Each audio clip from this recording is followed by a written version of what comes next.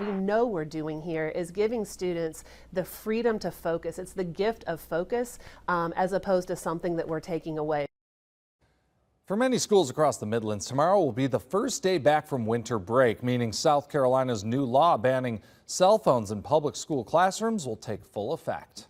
South Carolina joins other states in an effort to keep children free from distractions during the school day. WIS reporter Naomi Popa joins us here in studio to explain what the policy looks like for Midlands school districts and also has some reaction from parents. That's right. And as you guys know, this new law prohibits the use of cell phones in that classroom. This is the first time students will see this level of restriction. Now, the state's Department of Education calls the initiative Free to Focus and aims at eliminating distractions in the classroom, but has been met with mixed emotions, specifically from parents.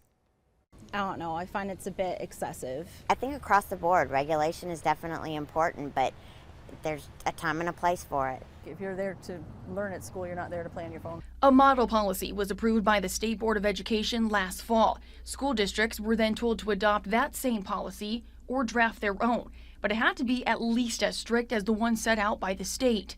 The deadline was January. At minimum, students across the Midlands are not permitted to hold, carry, or use a cell phone from bell to bell, meaning from morning until dismissal time. Phones can be placed in backpacks or lockers as outlined in most district policies.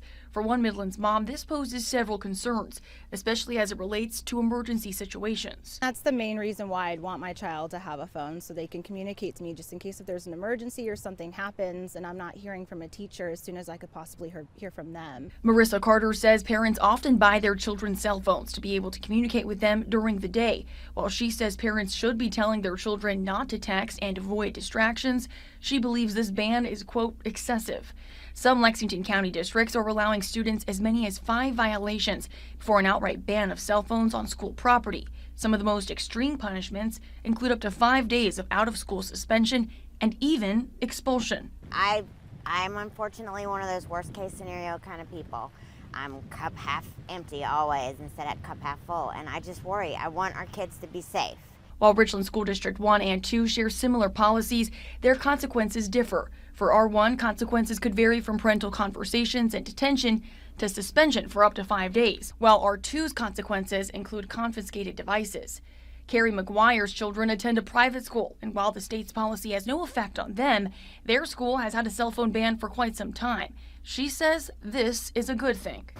I find it's a good thing. It's done well. No one's phone is stolen or anything like that. It's done well.